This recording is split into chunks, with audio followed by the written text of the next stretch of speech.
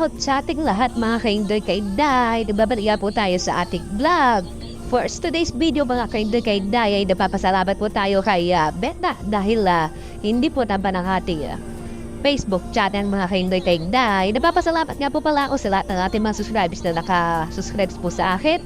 Please follow and subscribe na po aking Facebook channel. So nakikita niyo nga po mga kaindoy kainday yung aming asura na umiikot dito sa aming kapo mga kaindoy kainday at kararating lang po yan mga bago mga kaindoy kainday at nagpa-practice po ng asura at ayan nga po mga kaindoy kainday ay nagpa-practice po siya ng asura yun para siya nasa board na mayroong brush mga kaindoy kainday nagdidihil siya ng mga semento mga kaindoy kainday at kinukuha yung mga alikabok mga kaindoy kainday.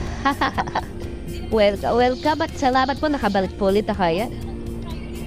So nakita nga po natin mga kaindoy kainday kung paano i-manage to dahil pinakita ko to sa nakaraang video ko kung lahat ng mga nakasubscribe sa akin nakita nyo naman to kung paano natin pina-under to mga kaindoy kainday at tayo naman marunong tayo ng mga kaindoy kainday dahil isang taon na tayo dito mahigit sa Alpha HUD mga kaindoy kainday. So napapractice tong dalawa shout out sa dalawa natin si Sammy at shout out di kay sa bago nating kasama ayan.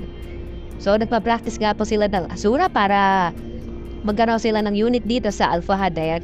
So, napakaganda ng trabaho na to mga kaindoy kainday. 3 oras lang ito, 4 na oras na ang trabaho na to mga kaindoy kainday. Sa mga plaza-plaza lang ang trabaho na to mga kaindoy kainday. Sa bang gusto po mag-apply yan, apply na kayo sa Skrill sa Makati mga kaindoy kainday. So, ayan ikot-ikot ka lang yan, Kahit wala ka lisensya dyan, mga hindi kainday Pero mostly, mas maganda talaga may lisensya ka dito sa Saudi Arabia para pag nag-apply ka sa iba, ay madali ka na matanggap sa ibang trabaho.